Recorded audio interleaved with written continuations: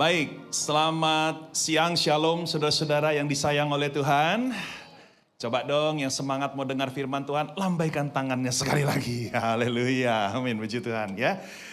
Baik, saudara-saudara yang dikasih oleh Tuhan, hari ini adalah hari terakhir ya dalam rangkaian pengajaran atau khotbah tentang worship atau tentang penyembahan atau ibadah. Itu sebabnya izinkan saya menyampaikan pesan ini dulu sebelum saya berkhotbah. Saudara, seseorang menjadi jago renang bukan semata-mata karena tahu banyak tentang teori berenang. Betul nggak? Bener nggak? Seseorang akan mahir, akan pandai berenang bukan semata-mata karena dia tahu banyak tentang teori berenang. Ya, misalnya dia sudah ikut kelasnya gitu ya, sudah dengar banyak dah gimana cara renang, gaya renang yang baik, bla bla bla bla. Saudara, itu tidak otomatis menyulap dia menjadi perenang yang handal. Setuju? Seseorang akan menjadi perenang yang baik kalau dia bukan hanya tahu banyak, tetapi dia mempraktekkannya di kolam renang. Setuju nggak? Nggak perlu IQ tinggi untuk menjawab ini kan? Ya, dia harus jebur ke kolam renang. Dia harus praktekkan apapun yang ada di kepalanya itu teori-teori berenang. Nah, saudara, mengapa saya mulai dengan ilustrasi ini? Ya, karena ini adalah penutup dari rangkaian seri khotbah tentang penyembahan. Saya juga ingin mengatakan bahwa kita tidak menjadi penyembah yang baik hanya tahu banyak tentang penyembahan. Ya, tentu selama 4 atau 5 minggu terakhir ini kita belajar banyak tentang penyembahan. Tentu konsep pengajaran, ya, filosofi, teori tentang penyembahan itu perlu kita ketahui. Tetapi tidak boleh berhenti hanya pada pengetahuan. Saudara yang sudah tahu banyak, saudaralah yang sekarang harus mempraktekkannya. Amin. Bolanya sekarang di saudara, ya. Berarti saudara harus sungguh-sungguh mempraktekkan apapun yang saudara sudah terima selama beberapa minggu terakhir ini, ya, untuk menjadi penyembah-penyembah yang baik. Kalau saudara nggak mempraktekkan, percuma saja. Yang salah bukan khotbahnya, saudaranya yang salah. Karena saudara tidak mempraktekkan apa yang sudah saudara terima dari Tuhan. Ya, dan begini, dengar baik-baik, menjadi penyembah Tuhan yang berkenan itu tidak hanya pada hari Minggu. Menjadi penyembah Tuhan yang menyenangkan hatinya itu harus dimulai dari Senin sampai Sabtu. Amin. Nah, saudara, saya sering berkata begini setiap kali saya khotbah. Kalau penyembahan tidak menjadi gaya hidupmu setiap hari, maka apapun yang kau lakukan pada hari Minggu hanyalah gaya-gayaan.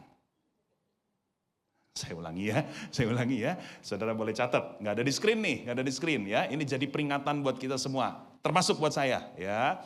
Kalau penyembahan tidak menjadi gaya hidupmu setiap hari, ya, maka apapun yang kau lakukan di Abal of Pluit pada hari Minggu, itu hanya gaya-gayaan. Iya kan? Bayangin ya, Senin sampai Sabtu kita lupain Tuhan. Senin sampai Sabtu kita nggak pernah hidup di hadirat Tuhan. Senin sampai Sabtu nggak pernah baca firman, nggak pernah doa sama Tuhan. Iya kan? Kita lupain Tuhan. Senin sampai Sabtu, lalu hari Minggu datang ke dalam ibadah di Abal of Pluit, saudara angkat tangan, haleluya, haleluya. Seluruh malaikat bilang, pret. Itu gaya-gayaan, betul nggak? Ya, coba bilang kiri, bilang kanan, hei, jadikan penyembahan gaya hidup. Ya, itu dia. Ya, sebab apa? Sebab hadirat Tuhan itu nggak hanya di gereja hari Minggu 2 jam. Hadirat Tuhan itu ada di dalam seantero sepanjang hidup kita. Amin.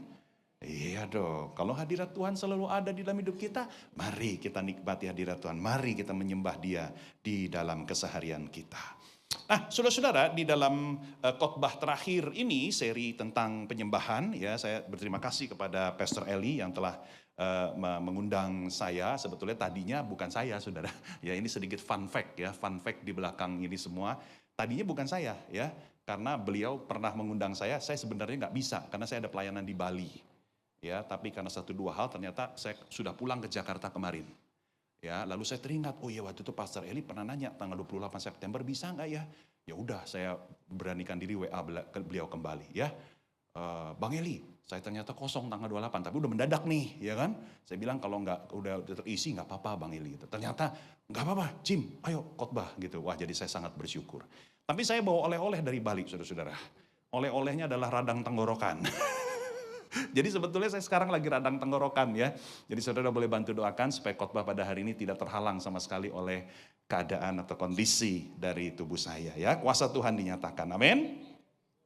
Saudara-saudara mari kita lihat sekarang ya. Jadi tema yang akan saya bawakan saudara judulnya adalah Let Us Worship Together ya. Sama-sama kita baca, Let us worship together. Atau kalau diterjemahkan apa? Mari kita menyembah atau beribadah bersama-sama. Bersama siapa? Bersama Gondoruo, kuntilanak. Bersama siapa saudara? Bersama, bukan hanya bersama Tuhan. Bersama saudara seiman. Ya, bersama saudara iman. Jadi hari ini secara khusus kita akan belajar tentang ibadah korporat. Ya, ibadah korporat itu apa sih? Ya ini yang sedang kita lakukan saat ini. Ya, ibadah yang berlangsung di gereja ya dengan saudara seiman, satu umat Tuhan. Ini kita semua. Ya, inilah yang disebut dengan ibadah korporat. Saudara-saudara, sadarkah kita bahwa kita sebagai anak Tuhan itu ya setiap minggu pasti beribadah. Betul nggak? Anak Tuhan yang baik ya. Anak Tuhan yang baik pasti beribadah tiap minggu di gereja. Ya, maka coba sekarang saudara hitung. Setahun aja berarti kita sudah 52 kali beribadah. Betul nggak? Kan ada 52 hari minggu. Iya kan? Maka kalau saudara 10 tahun jadi anak Tuhan berapa kali beribadah? 520 kali. Kalau saudara 20 tahun jadi anak Tuhan berapa kali saudara beribadah? 1040 kali. Kalau saudara 40 tahun jadi anak Tuhan, berapa kali beribadah? 2080 kali. Wow. Kalau kita sudah hitung-hitung seperti itu, kita kaget. Ternyata kita sudah ratusan bahkan ribuan kali beribadah. Betul nggak? Nah itu sebabnya saudara kita perlu mengerti apa sih arti, makna, esensi, tujuan dari ibadah bersama. Sebab sayang sekali kalau kita ribuan kali beribadah seumur hidup ini, kita nggak ngerti apa artinya. Dan jangan saudara hanya dapat berkata, iya soalnya saya mesti ibadah, nggak enak lah nanti ditegur sama penatua. Saya beribadah karena, aduh ya gimana dong nanti ketua komsel saya nanya kenapa nggak datang. Iya kan? Atau jangan sedangkal, ya saya beribadah soalnya daripada di rumah nganggur. Mendingan ibadah, bisa saya ibadah bisa langsung ke mall. Saudara, jangan sampai kita hanya sedangkal itu motivasi kita datang ke rumah Tuhan setiap hari Minggu. Amin. Ya, nah hari ini kita mau belajar dari firman Tuhan. Kenapa kita beribadah bersama-sama? Saudara, saya akan mulai dengan satu ayat, ya, satu ayat dari ini sudah nyala ya. Ya. Oke, boleh tolong diklik aja. Udah nyala kan ya? Yes, thank you. Satu ayat dari Mazmur 122 ayat 1, ya ini adalah perkataan dari Raja Daud yang menulis Mazmur pasal ini. Ya, Raja Daud berkata begini, aku bersuka cita ketika dikatakan kepadaku, ketika ada orang yang mengajak aku, yuk mari kita pergi ke rumah Tuhan. Saudara, ayat yang sederhana, tetapi ayat yang menggambarkan betapa semangat, gairah, kebahagiaan seorang Raja Daud ketika mau datang ibadah ke rumah Tuhan. Suasana hati yang dialami oleh pemazmur ketika mendengar ajakan itu. Ya, dia tidak menangkapnya sebagai sebuah perintah yang dingin. Dia tidak melihatnya sebagai sebuah kewajiban agamawi yang membebankan dia. Tetapi dia meledak dalam sukacita dan semangat. Wow, inilah saatnya aku beribadah bersama dengan saudara seimanku. Ayo kita pergi ke rumah Tuhan. Saudara permisi tanya dong. Apakah kita masih seperti Raja Daud setiap kali hari Minggu tiba? Ayo coba jujur. Siapa di antara kita yang setiap kali mau ibadah itu hatinya senang? Ayo jujur. Yang hatinya semangat. Hari Minggu lagi nih, mau ibadah. Siapa di antara kita yang masih begitu? Jujur. Atau mungkin saudara mulai berpikir, aduh ibadah lagi, libur kayak sekali-kali. Kerja aja ada cutinya, masa ibadah kagak ada cuti gitu kan. Atau mungkin saudara merasa terbeban, terpaksa. Saudara beribadah karena rasa bersalah, itu juga salah. Hanya sekedar kewajiban yang mengikat, rutinitas. Padahal kalau mau jujur saudara bosan misalnya. Siapa di antara kita yang masih seperti Raja Daud? Ibadah itu dirindukan. Ibadah itu dinantikan dengan penuh sukacita. Nah saudara, kenapa banyak orang Kristen beribadah itu hatinya kosong? Hatinya nggak seperti pemazmur. Merasa terpaksa, merasa bosan. Menurut saya salah satunya adalah kita tidak tahu apa tujuan kita beribadah bersama. Kalau saudara sungguh-sungguh tahu tujuannya berdasarkan firman Tuhan, saudara tahu apa manfaatnya, apa dampaknya, saya yakin sepenuhnya saudara akan seperti Raja Daud. Aku senang ketika ada orang ngajak aku ke rumah Tuhan. Amin. Nah itu sebabnya saudara-saudara ya, kita mau sama-sama menjawab pertanyaan tadi. Ya. Nah saudara-saudara, pertanyaannya adalah kenapa kita harus beribadah bersama? Nah, saudara, saya akan mengajak kita melihat nats firman Tuhan yang diberikan kepada saya dari pihak gereja, yaitu dari Efesus pasal 5 ayat 18 sampai 21. Surat Efesus pasal 5 ayat 18 sampai 21. Ya, saya akan bacakan buat saudara-saudara 4 ayat ini. Dan janganlah kamu mabuk oleh anggur, karena anggur menimbulkan hawa nafsu. Ya, hawa nafsu di sini saudara menarik sekali di dalam bahasa aslinya, yaitu memakai sebuah kata yang kalau diterjemahkan bisa juga kerusuhan, riot. Ya, pertengkaran, ya, bisa menimbulkan pertengkaran. Tetapi hendaklah kamu penuh dengan roh. Roh di sini huruf besar, ya jadi Roh Kudus. Dan berkata-katalah seorang kepada yang lain dalam mazmur, kidung puji-pujian dan nyanyian rohani, bernyanyi dan bersoraklah bagi Tuhan dengan segenap hati. Ucaplah syukur senantiasa atas segala sesuatu dalam nama Tuhan kita Yesus Kristus kepada Allah dan Bapa kita. Dan rendahkanlah dirimu seorang kepada yang lain di dalam takut akan Kristus. Saudara yang sudah membuka bagian ini di handphonemu atau di Alkitab cetakmu, tetap buka karena renungan kita berdasarkan 4 ayat ini. Inilah pertanyaan besar yang akan kita coba jawab di dalam kurang lebih 30 menit ke depan. Ya, mengapa sih kita harus beribadah bersama di gereja? Mengapa? Why? Dan saya akan coba menjawab ini di dalam 3 alasan. Ya, saya akan kasih dulu supaya saudara yang suka mencatat khotbah, saudara bisa catat poin utamanya. Ya, mengapa kita beribadah bersama di gereja? 1, demi persekutuan bersama. 2, demi penyembahan bersama. 3, demi pelayanan bersama. 3 poin ya? 3 poin. Demi persekutuan bersama, demi penyembahan bersama, demi pelayanan bersama. Mari kita lihat satu persatu. Yang pertama saudara, mengapa kita harus beribadah dengan saudara seiman di gereja? Yang pertama saudara adalah demi persekutuan bersama. Yuk kita baca, 3, 2, 1. Bagi persekutuan bersama. Saudara-saudara, ketika kita datang ke gereja, ketika kita datang ke ibadah, kita bukan hanya bertemu dengan Tuhan. Sebab kalau kita bertemu dengan Tuhan, kita bisa lakukan di rumah masing-masing. Betul nggak ya? Bisa, saudara. Kita bisa di dalam penyembahan pribadi, personal worship. Bisa ketemu Tuhan, Tuhan juga ada kok di rumah kita. Tetapi di dalam rumah Tuhan, di gereja saudara-saudara, kita beribadah juga bertemu dengan saudara-saudara seiman.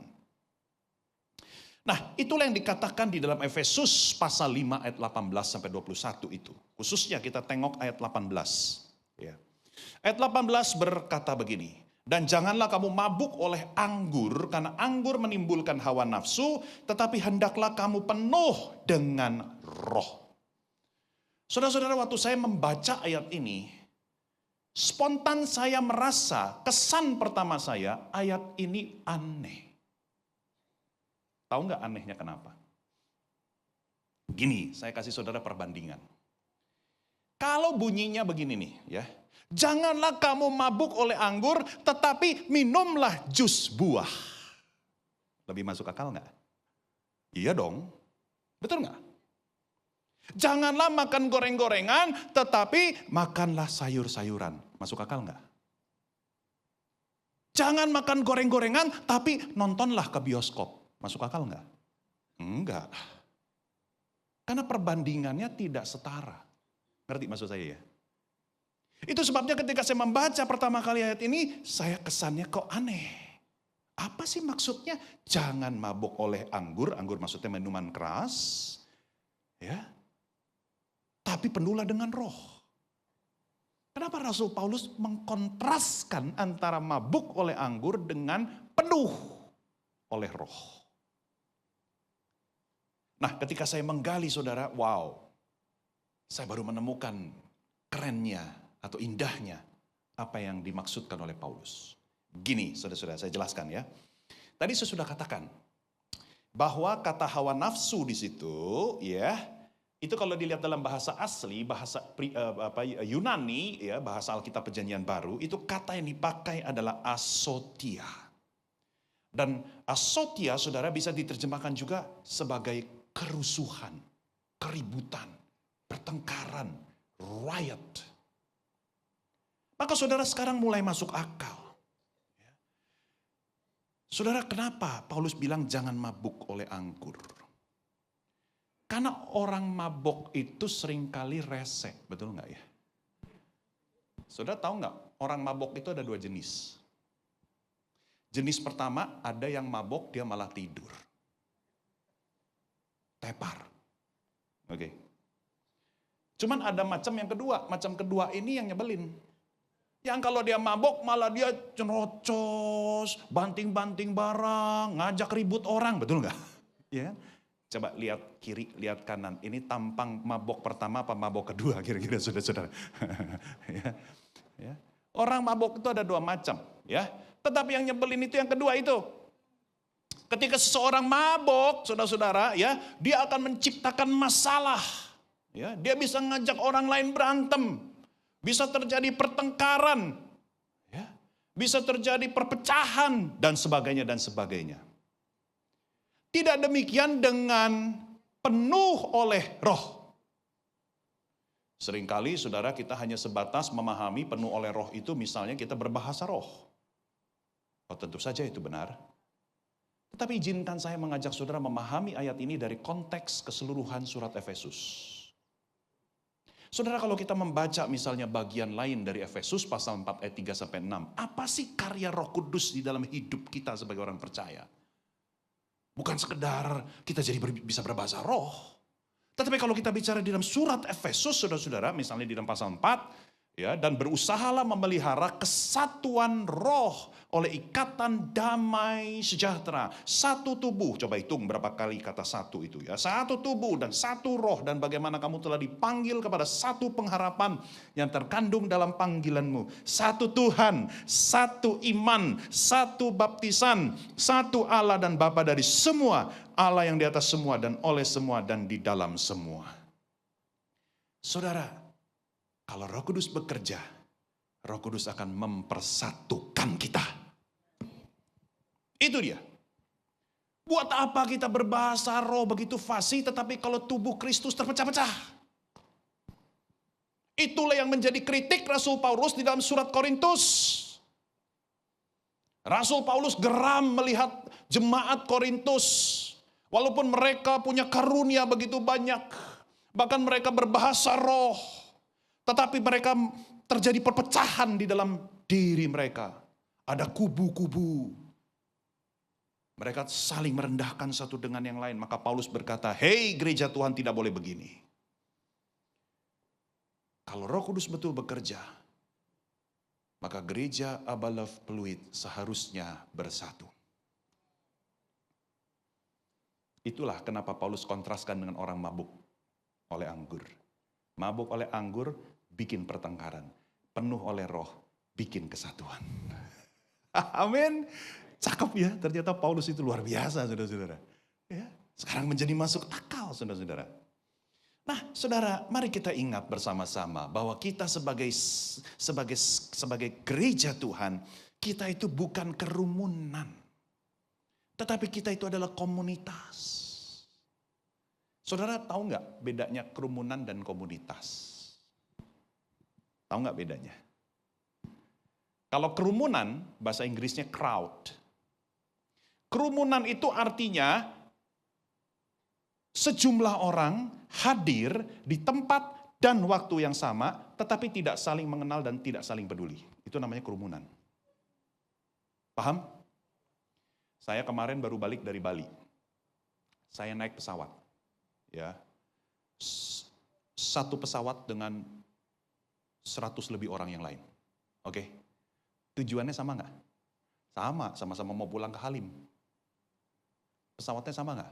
Sama, itu sebabnya waktu dan tempat sama, betul nggak ya? Tetapi di dalam pesawat itu saudara nggak ada satupun yang, maksudnya kita nggak saling mengenal, betul nggak ya? Nggak ada yang saling peduli, lu gua, ya kan? Saudara-saudara, itu namanya kerumunan, bukan komunitas. Nah, kalau gereja Tuhan, saudara, bukan kerumunan. Gereja Tuhan itu adalah komunitas. Sama-sama katakan komunitas.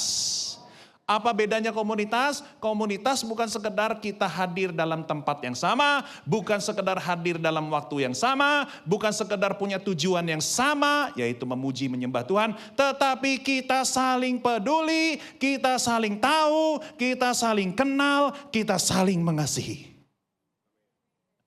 Amin.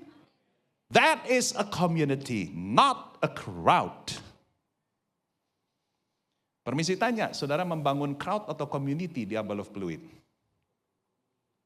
Makanya saudara jangan, saya tidak mudah terpesona oleh gereja yang jumlah jemaatnya banyak. Yang jumlah orang yang datang ibadah itu bisa ribuan orang gitu ya. Karena selalu dalam hati saya bertanya, ini crowd atau community? Betul nggak? Kalau cuma sekedar orangnya banyak tapi tidak saling mengasihi, that is not community. Itu bukan komunitas. Maka sekarang saudara-saudara tengok ke kanan atas itu. Gereja itu keluarga. Amin. Apa itu keluarga? Bukan hanya saling kenal, saling peduli, saling mengasihi, saling melayani, saling mengisi, saling melengkapi. Nah saudara, ibadah pada hari Minggu adalah untuk mempersekutukan kita. Ya, ibadah memperlihatkan, memperkuat kesatuan tubuh Kristus. Kita yang berbeda-beda. Ada yang kaya, ada yang ya pas-pasan. Saya nggak tega bilang miskin, saudara-saudara ya. Yang pas-pasan, ya kan. Ada pria, ada wanita. Ya. Kalau di luar negeri lebih banyak lagi tuh gendernya, ya kan. Ada yang sudah lansia, ada yang masih anak kecil. Ada yang suku Batak, ada yang suku Alor, ada suku Tionghoa, ada suku apalagi ya, Jawa, Sunda. Ada yang berpendidikan tinggi sampai S3, S4, S5. Ada yang mungkin SD aja nggak lulus. Ada yang banyak temperamennya itu berbeda-beda. Ada introvert, ada ekstrovert. Ya. Tapi kita semua itu disatukan sebagai satu komunitas. Amin. Dan saudara sadar nggak bahwa ibadah pada hari Minggu itu ketika umat Tuhan dari segala perbedaan itu satu suara memuji Tuhan, itu adalah kesaksian yang indah buat dunia di luar sana. Karena dunia ini, kita hidup di dunia yang sukanya saudara mengutamakan perbedaan. Apa yang saya maksud? Dunia di luar sana saudara sangat, apa itu? Tidak suka dengan perbedaan maksud saya. Ya. Orang di luar sana, saudara, sukanya itu bergaul dengan orang yang sama dengan dia. Orang kaya demennya gaul dengan sesama orang kaya. Orang kek demennya dengan orang kek aja lagi gitu kan. Orang pintar demennya gaul sama orang pintar. Ya, saudara, dunia di luar sana, saudara-saudara melihat perbedaan sebagai ancaman. Nggak suka dengan yang namanya perbedaan. Maka kita sebagai gereja Tuhan, kita menampilkan komunitas yang merangkul perbedaan, bersatu di dalam perbedaan. Amin. Itulah yang saya maksud bahwa ibadah pada hari Minggu, ya saudara-saudara, itu memperlihatkan dan memperkuat tubuh Kristus. Dan jangan lupa saudara-saudara, ya, apa yang kita lakukan pada hari Minggu, setiap hari Minggu di gereja ini merupakan sebuah pencicipan suatu hari kita akan beribadah bersama dengan orang-orang kudus ketika Yesus datang kembali, seperti yang dikatakan di dalam kitab Wahyu itu. Ya.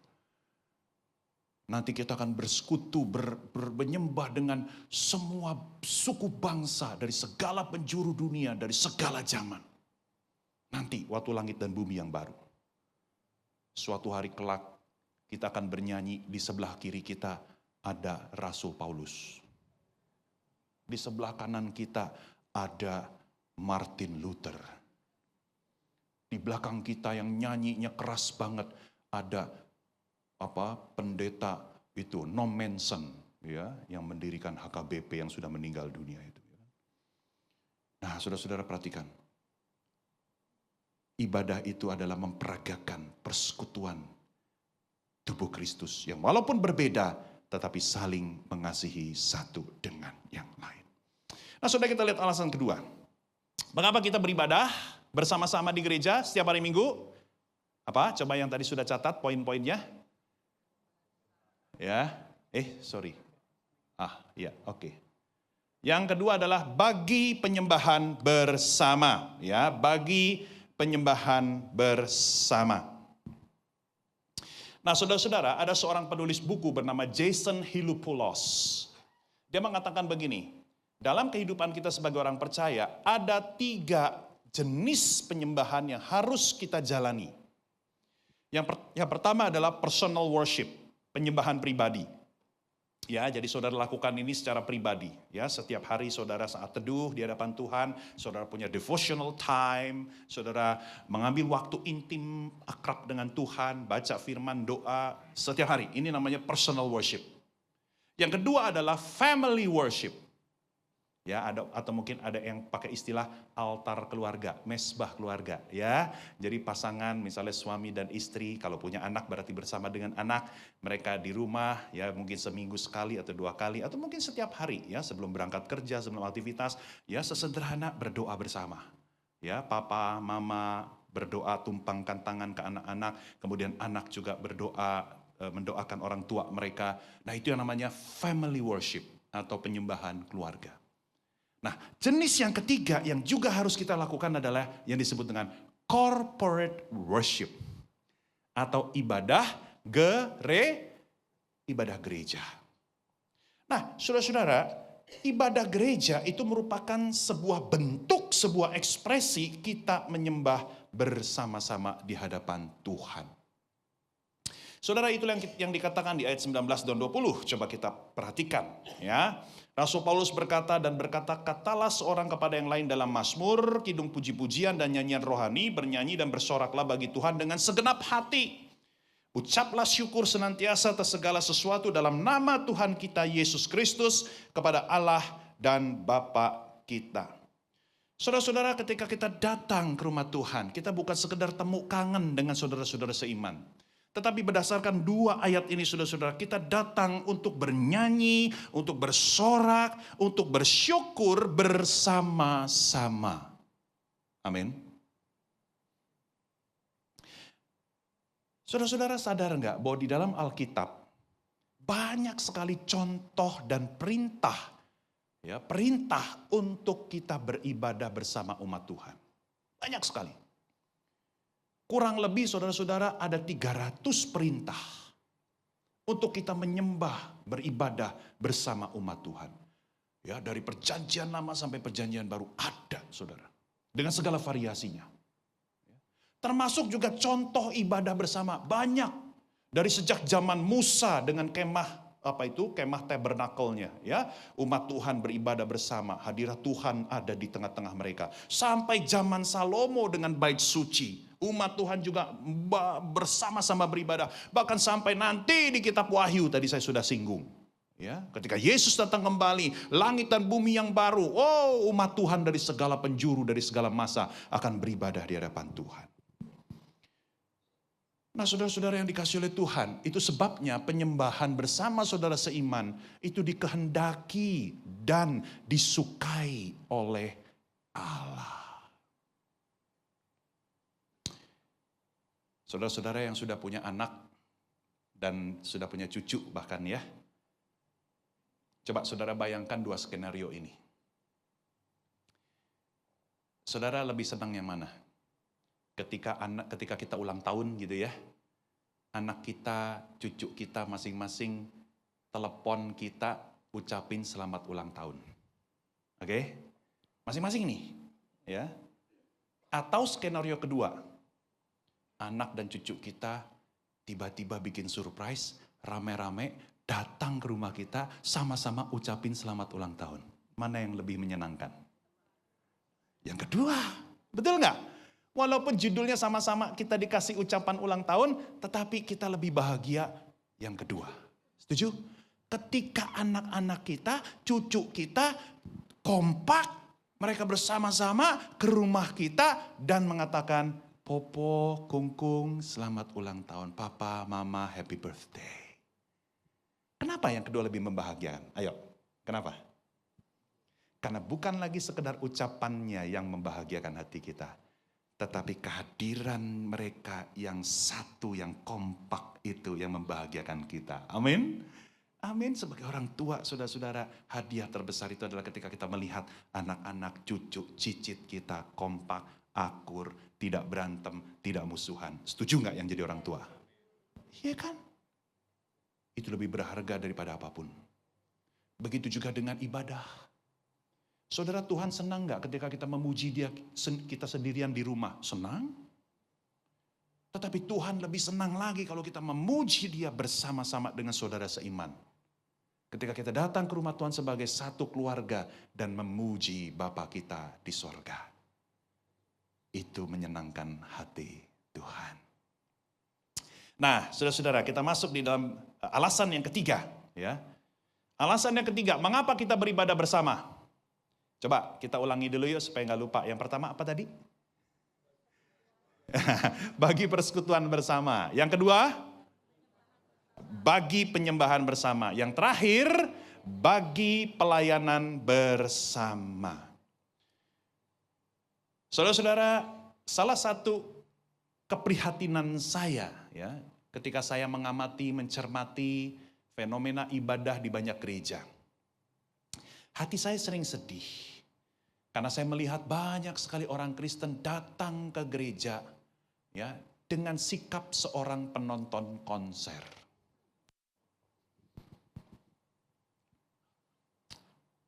Padahal seharusnya konser dan ibadah itu dibedakan. Saudara tahu nggak bedanya apa konser sama konser sama ibadah? Kalau konser, saudara-saudara, kita udah bayar tiket mahal, ya. Kemudian ketika kita masuk ke ruang konser, kita duduk, ya udah, pokoknya kita nikmati apa yang di depan, betul nggak? Ya kan?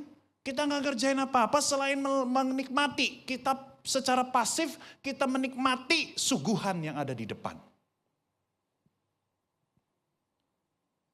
Jadi di dalam konser itu ada dua macam kelompok orang, penonton dan bintang panggung, betul nggak?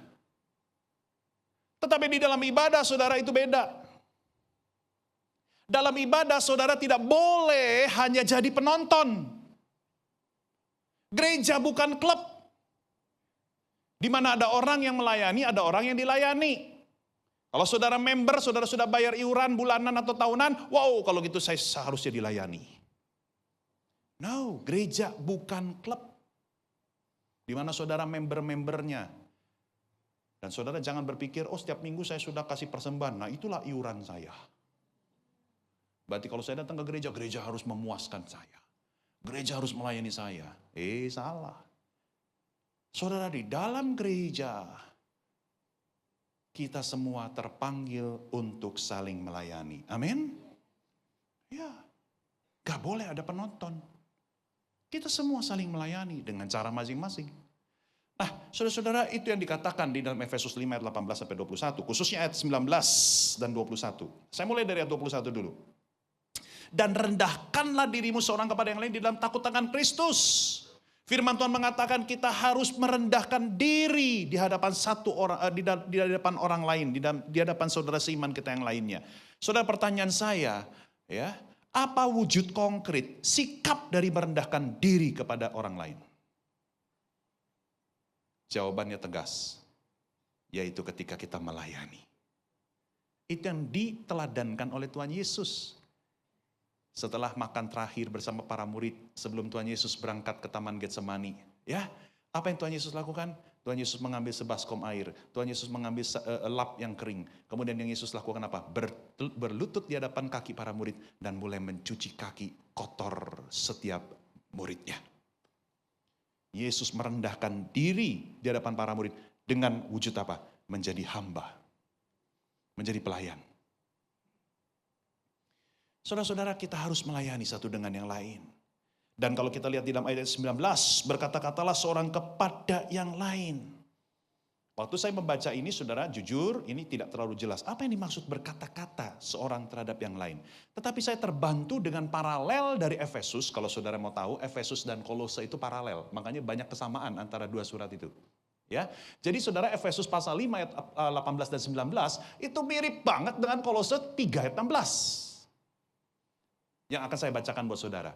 Hendaklah firman Kristus tinggal di dalam kamu secara melimpah, sehingga kamu dengan segala hikmat mengajar dan menasihati satu sama lain. Nyanyikanlah mazmur, kidung pujian dan lagu-lagu rohani yang penuh dengan penuh rasa syukur dalam hatimu kepada Allah. Coba saudara bandingkan yuk dengan boleh dibalikin dengan Efesus tadi. Yang mirip, coba bandingkan ya. Tolong dikembalikan slide-nya. Ya, saudara-saudara, hendaklah firman Kristus itu versi Kolose. Tetapi versi Efesus, saudara, hendaklah apa? Kamu penuh dengan Roh Kudus. Nah, kalau versi Efesus berkata-katalah seorang dengan yang lain. Tetapi di dalam versi Kolose itu lebih jelas. Kita mengajar, kita membangun, kita saling menasihati satu dengan yang lain. Nah, sekali lagi saudara-saudara, mari kita pegang baik-baik. Ini firman Tuhan, ya. Setiap orang Kristen, setiap orang percaya, setiap orang yang bangga mengaku dirinya sebagai pengikut Kristus, dia adalah pelayan. Amin. Kita dipanggil untuk saling melayani dan saling membangun. Mungkin sampai di sini saudara bertanya, ya tapi Pak Jimmy, saya tidak punya suara merdu seperti WL tadi. Saya tidak bisa main musik dengan begitu lihai seperti pemain keyboard. Saya nggak bisa melayani Pak Jimmy. Tunggu dulu, dengar baik-baik. Pelayanan dalam ibadah itu bukan semata-mata yang di panggung. Saudara bisa melayani kok dalam ibadah dengan cara kita masing-masing. Bahkan dengan cara yang sederhana. Saya kasih saudara beberapa contoh. Misalnya saudara bisa melayani dengan sesederhana menyapa saudara seiman yang lain. Menyapa itu bukan cuma tugas ushers dan greeters. Kita pun juga harusnya saling menyapa satu dengan yang lain. Setuju apa enggak? Loh, itu firman Tuhan katakan di dalam surat Roma. Hendaklah kamu saling mendahului di dalam memberi hormat. Saling menyapa. Apa kabar Pak? Kita peluk dia orangnya, kita tepuk bahunya. Bahkan sesederhana sapaan kita membuat orang itu merasa disayang. Kita nggak pernah tahu loh, 200, 300, 400 orang yang hadir di gereja, kita nggak pernah tahu dia punya pergumulan apa. Dan sapaan kita yang tulus keluar dari hati, itu menjadi semacam penghiburan buat dia. Cara lain, sederhana. Nih, saya kasih tahu saudara. Sesederhana kita kasih bangku kepada orang yang telat datang ibadah. Saya pernah saudara suatu kali pergi ke ibadah, ya, bersama istri dan 2 orang teman saya. Kebetulan saya lagi telat waktu itu datang ibadah. Saya bukan pengkhotbah ya, saya cuma datang ibadah. Ini gereja baru. Saya telat datang ibadah 5 menit. Ibadahnya udah mulai, udah penuh orangnya. Ya, saya lihat masih ada sih bangku kosong di tengah-tengah tapi agak depan. Saya tidak mau mengganggu, ya kan? Kalau saya datang ke depan pasti akan mengganggu. Ya, saya datang gitu kan, saya coba cari-cari bangku. Ya, banyak jemaat yang ngeliatin kami. Ya, tapi nggak ada yang peduli loh. Nggak ada yang peduli. Ya. Nah, saudara-saudara, sebetulnya kita bisa melayani sesederhana kita geser. Silakan duduk di sini. Saya yang masuk ke dalam deh. Apa sih susahnya geser pantat? Aduh ampun deh. Ini nggak disuruh geser mobil, apalagi geser rumah. Ini cuman geser pantat supaya orang yang terlambat itu datang bisa duduk sebelah kita dan tidak mengganggu orang lain, bisa ikut ibadah. Betul nggak? Seringkali kita terlalu mudah menghakimi orang yang telat ibadah. Tentu saja kita nggak boleh telat ibadah. Tetapi orang telat ibadah itu nggak selalu karena memang mereka buruk. Kalau ban kempes gimana lu? Ya kan? Kasihan dong. Udah ban kempes dihakimi. Nah, apa salahnya kita geser, kasih tempat yang kosong supaya orang itu bisa duduk. Itulah namanya saling melayani, ya. Atau bisa juga saudara mendoakan sesama jemaat. Kalau kita lihat dari jemaat kita yang mukanya lesu, ya, kita tahu bahwa dia sedang mengalami pergumulan. Setelah ibadah, deketin dia, ajak dia ke pojok, doakan dia. Amin. Itulah namanya saling melayani.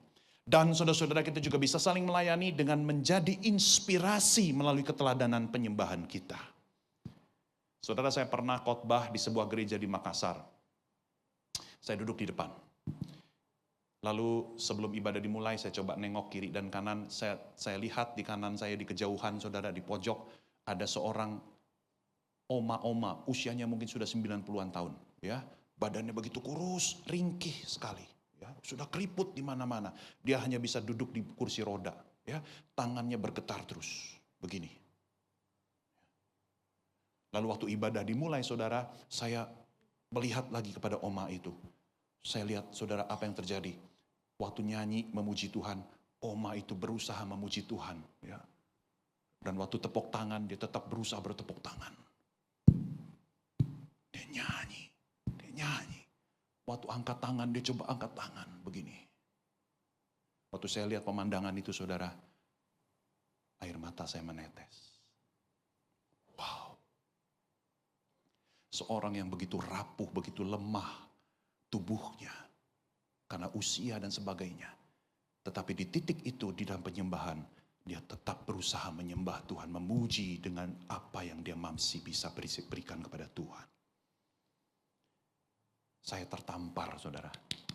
Seringkali kita yang lebih kuat, kita malas-malesan memuji Tuhan. Saya melihat oma itu, inilah teladan penyembahan. Amin? Amin? Oh ya, kita bisa menjadi teladan penyembahan kepada saudara seiman yang lain. Dengan penyembahan kita yang sungguh-sungguh, penyembahan kita yang intim, penyembahan kita yang penuh semangat, penyembahan kita yang terbaik. Maka saudara, saya masuk di dalam bagian yang terakhir, ya. Kita sudah sekarang tahu, ya, 3 alasan mengapa kita menyembah bersama di rumah Tuhan. Saudara, Richard Foster pernah mengatakan begini, ibadah adalah saat di mana umat Tuhan datang untuk mengalami kehadiran dan karya Tuhan yang selalu menumbuhkan mereka melalui cara yang tidak dapat mereka alami jika mereka sendirian. Intinya adalah penyembahan pribadimu di rumah membuat engkau bisa menikmati berkat Tuhan. Penyembahanmu bersama keluarga di rumah juga membuat engkau mendapati berkat dari Tuhan. Tetapi ibadah di gereja punya berkat yang tersendiri, yang engkau tidak akan dapatkan kalau engkau hanya menyembah sendiri atau menyembah bersama keluarga. Beribadah bersama dengan umat Tuhan lainnya adalah sebuah kesempatan yang spesial, di mana Tuhan menyediakan berkat-berkat yang khusus juga bagi setiap kita yang setia dan bersungguh-sungguh dalam ibadah korporat. Amin. Mari kita tundukkan kepala kita berdoa. Saudara, sambil musik dimainkan dengan lembut, Saya mengajak saudara-saudara untuk berdoa dalam hati masing-masing. Mari kita perbaharui janji komitmen iman kita. Kita yang sudah menjadi anak Tuhan sekian lama. Mungkin selama ini saudara kita beribadah dengan hati yang biasa-biasa saja.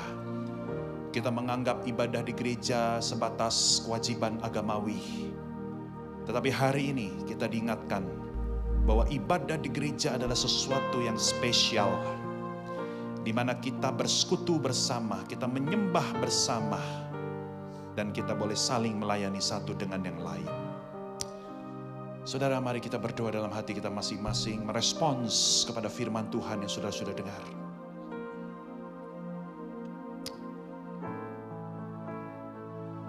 Menyembah-Mu, Ya Tuhan Yesus, Tuhan dan Rajaku, memuji-Mu, Yesus kekasih jiwaku, ya Tuhan, mengikuti-Mu seumur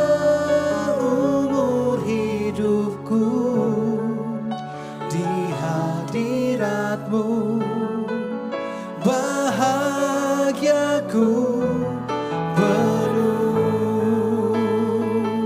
Menyembah-Mu,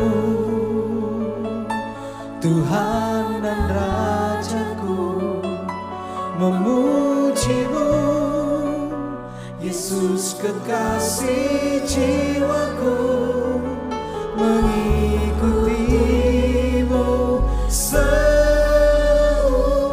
hidupku, di hadirat-Mu mari kita bangkit berdiri. Mari jadikan lagu ini sebagai komitmen kita. Aku mau menyembah-Mu Tuhan seumur hidupku. Menyembah-Mu bersama dengan saudara seiman. Yesus kekasih jiwaku, mengikuti-Mu seumur hidupku, di hadirat-Mu bahagiaku penuh. Tuhan, biarlah kami menjadi penyembah-penyembah yang sejati di hadapan Tuhan, yang selalu merindukan hadirat-Mu ya Tuhan. Hari ini kami menyelesaikan rangkaian seri khotbah tentang penyembahan. Dan kini giliran kami dengan kuasa Roh Kudus, kami boleh belajar untuk menjadi penyembah yang menyenangkan Tuhan.